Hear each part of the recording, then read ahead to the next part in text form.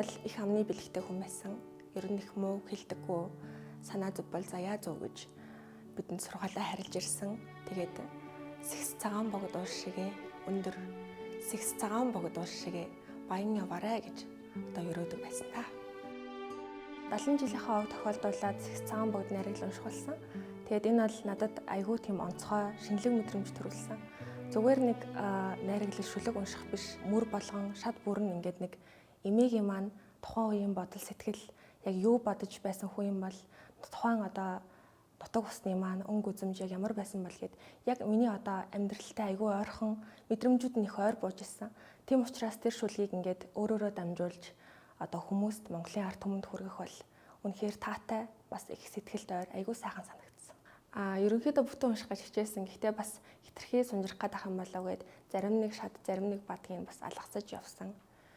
За тэгээд яг төгсгөлийн хэсэг надад их сэтгэл хөдлөл их мэдрүүлдэг.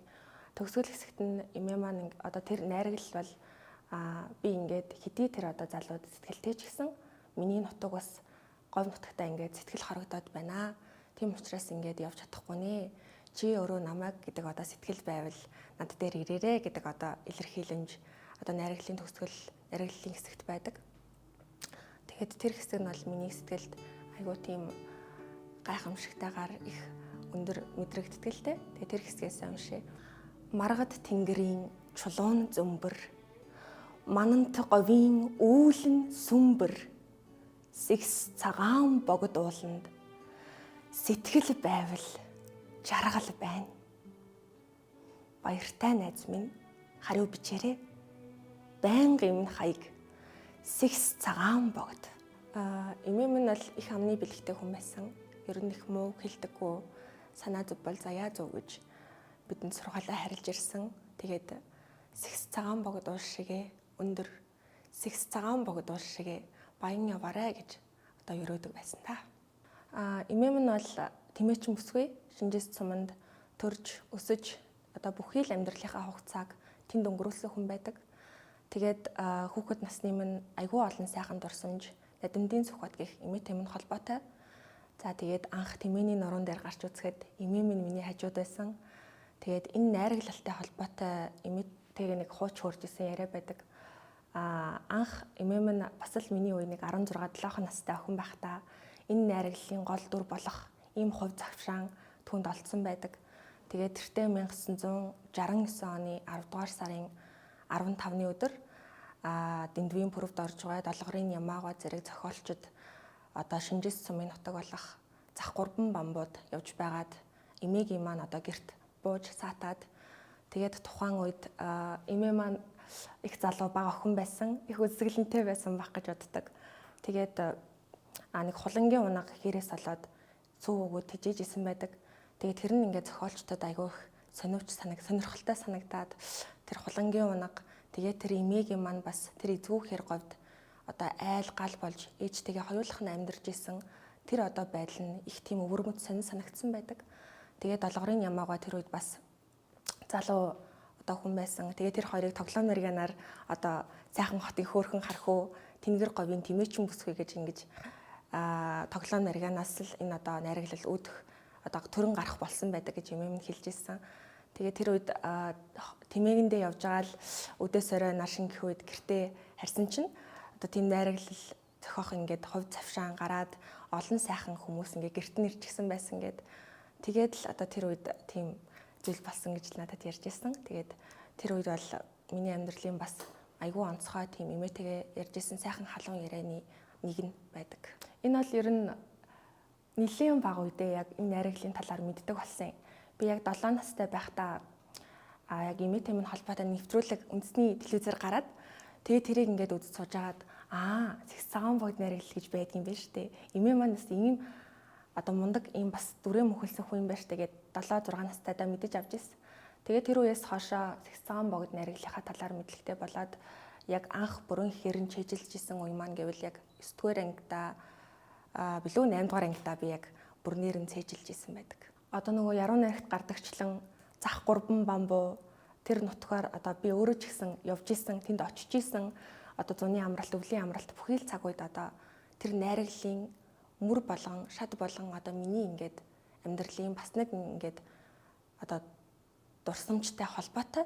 Би одоо тэр нариглалын тэр байгалыг, тэр мэдрэмжийг өөрөө мэдэрсэн хүний хувьд бол тэр нутаг усаар их бахархдгийн. Тэгээд Шинжис сум маань бас их агуу төвхтэй Баян-Онгор аймгийн Отгон сум. Одоо ингээд түүх 70 жил тохиож байна. Аав ээж хоёр маань хоёулаа бас Шинжис нутгийн хүмүүс байдаг. Тэгээд манайх одоо ч гэсэн тэр нариглалд гардаг зах 3 бамбуугаар одоо нутаглаж тэр сайхан байгалыг ариун тагшнаар нь хадгалж явахыг хичээдэг те. Зах 3 бамбуу гэдэг сайхан нутаг бий. Тэгээд тэнд бол эмээгийн маань тарьсан тоорой мод, эмээтэйгээ өнгөрүүлсэн дурсамжууд их олон сайхан зүйл бий. Эмээгийн маань нутгалж исэн гэрийн буйрч байдаг те. Тэгээд тэр нутагт очихлоор одоо самсаа шархирмаар сэтгэл хөдлөмөр үнэхээр сайхан санагддаг. Тэгээд энэ бүхнийг эргээд дурсаж хахад эмээ маань үнэхээр л тэр говь нутгийн одоо төгс илэрхийлэл болсон. Үнэхээр л усын дагин мэт тийм л байгальтайгаа уялдаа холбоотой нутгийн олонхоо хайр хүндэтгэлийг хүлээсэн сайхан хүн байж дээ гэж одоо их бахархмаар сайхан санагддаг. Хувийн зан чанарын хувьд авч үзвэл эмээ маань айгүй тийм намлаг гой хоолойтой. Тэгээд нэг тийм сайхан сүүн нэрцэн ээж гэл Монголын ардын дуунуудад ингээл дуулдаг штэ. Яг л тэрэн шиг тийм сайхан Монгол ээж хүн байсан. Мөн нөгөө талаараа бас Монголынхаа өв тээгч болж тэр ёс уламжлал тэмээчин хүний амьдрал ямар байдгүй тэр бүхнийг л туулж өнгөрүүлсэн тийм л хүн байсан. Тэгээд маш ажилсаг хөдөлмөрч, инг саадаг. Тэгээд одоо өөрөө эмнэг тэмээгээ номхруулдаг тийм л цог жавхаатай их сайхан сэтгэлтэй мундаг хүн байсан гэж би одоо боддог. Сүүлийн үед өөрийгөө ингээ гадаад төрхөөрөө эмээнд бас залуудаа ийм л одоо хүн байсан бах та, ийм л бүсгүй байсан бах та гэдэг одоо зүйлийг хүмүүсээс айгүйх сонсож байгаа.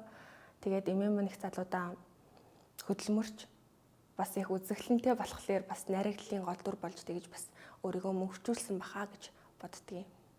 Дунд ангиас нэг уран зохиолын хичээл ордог штеп. Тэгээд бас хэл зохиол одоо хэлний чиглэлийн хичээлд айгүй дуртай байсан.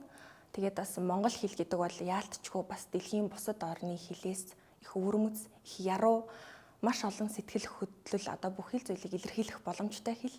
Тийм учраас айгүй одоо надад сонирхол төрүүлдэг тийм хичээл байсан л та. Тэгээд дунд ангиасаа ахуулаад би уран зохиолын хичээлтэй холбогдуулан одоо ангийнхаа урд шүлэг уншиж эхлээд л ер нь яруу найрагт их дуртай болсон юм. Тэгээд тэр цагаас хойш бас сургуулийнхаа уран жиргээ, аймгийн наадам тэмцээнд бас оролцож, төрүүлж одоо шагналт байр эзэлдэг тийм л одоо сурагч насаа өнгөрүүлсэн. Тэгээд энэ ч гэсэн энэ найрагдлыг бас хүмүүст их тийм сайн сайхнаар зөвөр хүргэх бас нэг тийм түлхэц болсон болов уу гэж би боддгийн.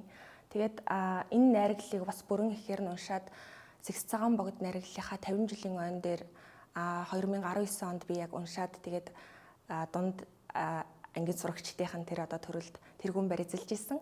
Тэгээд түүнээс хойш өдгөө 7 жилийн дараа дахиад энэ найрагдлыг бас Монголын ард түмэндээ нутгийн зан олондоо хүргэж одоо ийм сайхан хүмүүсээс эрэг хандлт авсандаа бол туйлын таатай байна. Ер нь бол гэр бүлийн зүгээс, найз нөхдийн зүгээс ч гэсэн намайг урлагийн хүн болох юм болов, кино зохиол ч юм уу, кино салбар руу орох юм болов, эсвэл ингээд хэл соёлоор явах юм уу гэдэг одоо иймэрхүү санал айгүй хилтгэл байсан л та. Тэгээд бас энэ бол миний одоо тэртээ тэргүй хобби, дуртай зүйл маань учраас одоо би ямар ч мэрэгжил сонгосон энэ уран зохиол монгол хэлнээсээ бол холдохгүй гэж боддог учраас одоо нэг тийм өөр мэрэгжил сонголоо гэд орхигдсон зүйл байхгүй. Би бол одоо оюутан болоод 2 жил болсон байна, 2 дугаар курс. Тэгээд мэрэгжил сонгоход бол аав ээж маань миний л бодлыг айгүй хүндэтгэж авч үзсэн. Би тэгээд өөрөө ерөнхийдөө IT салбараар компьютерийн ухаанаар сурах хүсэлтэй байсан учраас тэгээд багш нартайгаа зөвлөлдөөд бас цаашдаа өөрийн карьераа бодож байгаа. Тэгээд энэ мэрэгчлийг сонгосон. Би бол залуу хойч үедээ шинэ одоо соргог уран зохиолыг сонирхож судлаасай. Тэр дундаа бас өнгөрсөн үеийн одоо тэр яруу монгол хэлний гайхамшиг бол утга зохиол тэр тусмаа шүлэг яруу найрагаас мэдрэх боломжтой байдаг гэж боддог. Тэгээд өөр ямар ч хэлэнд байхгүй тэр сайхан сэтгэлийн мэдрэмж байгалыг монгол хэлээр л ингэж утга төгс илэрхийлэх боломжтой болов уу гэж боддгийн. Тэгээд хүн шүлгийг цээжиж болно. Гэхдээ тэр шүлгийг мэдрээд өөрөө тэр дүрдэн ороод ч юм уу тэр мэдрэмжийг ингээд өөрийнхөө зүрх сэтгэлээр илэрхийлэх юм бол шүлэг их хүнд сайхан хүрдэг. Бас одоо нөгөө үг хүнийг өхүүлж чадна гэдэг штеп. Бас амьдруулж чадна. Тийм учраас энэ утга сайхан яруу зохиолыг бас чин сэтгэлээсээ, чин зүрхнээсээ унших юм бол хүмүүст их хүрдэг бах. Тэгээд илэрхийлэх тэр агуулга бас хүнд хүрэгдэг болов уу гэж боддог.